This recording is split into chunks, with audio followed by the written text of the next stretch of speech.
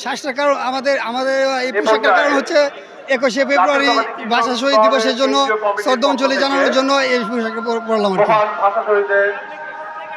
আমি ঢাকা মোহাম্মদপুরে বাসা, আমার ঢাকা মোহাম্মদপুরে থেকে জাপান সিটি জাপান গার্ডেনে। এখান থেকে আমি আসছি, আসার পরে এখানে কেন্দ্রীয় শহীদ মিনারে আসলাম সকাল 7টা বাজে। আসা বাসা শহীদদের জন্য শ্রদ্ধাঞ্জলি জানালাম, তাদের শহীদের জন্য আত্মকামনা করলাম। তারপরে আপনার তাদের প্রতি গভীর ভালোবাসা ও শ্রদ্ধাঞ্জলি জানালাম। অমর 21শে যাতে চিরকাল হয়ে বেঁচে থাকে, ভাষা শহীদদের ভাইদের জন্য চিরকালের জন্য বেঁচে থাকে, তার জন্য শ্রদ্ধাঞ্জলি।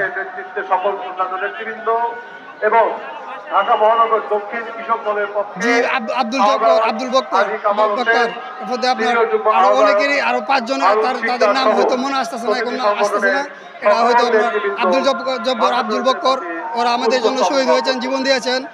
মনে করেন যে তারা আমাদের যে ভাষা আন্দোলনের জন্য শহীদ হয়েছেন, তাদের প্রতি গভীর শ্রদ্ধাঞ্জলি, তাদের প্রতি গভীর ভালোবাসা।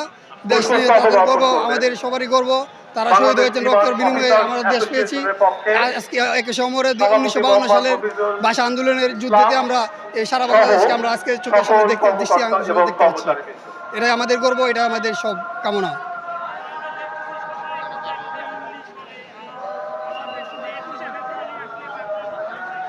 সবাই বাংলায় কথা বলে, বাংলা ভাষার জন্য আমরা জীবন দিয়েছি, শহীদ হয়েছি। বাংলা ভাষার কথা বলবো না, আমরা আর কি বলবো? আমরা তো আমাদের ভাষাই তো বাংলা, আমাদের মায়ের ভাষাই বাংলা। আমাদের গর্ব হয়েছে আমাদের বাংলা ভাষা ছাড়া তো আর কোনো আমাদের ভাষা মুখে আসে না। আমাদের ভাষাই হচ্ছে আমাদের গর্ব, হচ্ছে আমাদের বাংলা ভাষা, আমাদের মাতৃভাষা, আমাদের মায়ের ভাষা, আমাদের নিজের মুখের ভাষা। সকল নেতৃবৃন্দ পুষ্পস্তবক অর্পণ করবেন।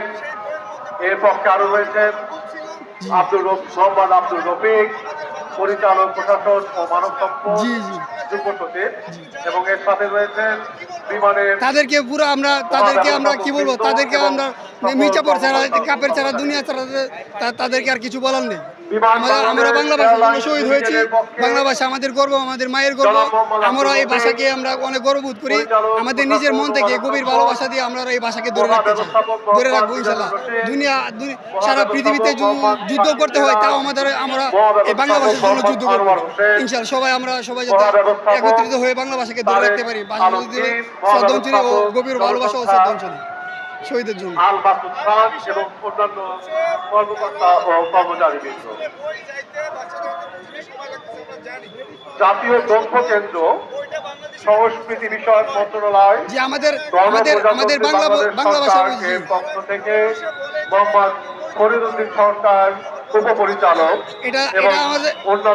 তাদেরকে আমাদের এছাড়া কিছু বলার নেই। তাদেরকে বলার আছে যে আমাদের বাংলা ভাষার জন্য যারা শহীদ হয়েছেন, তাদের জন্য স্মৃতি স্মরণ রেখে আমাদের বাংলা ভাষাকে আরো গভীর ভালোবাসা দিয়ে আমরা আরো বড় করতে চাই, বড় হতে চাই।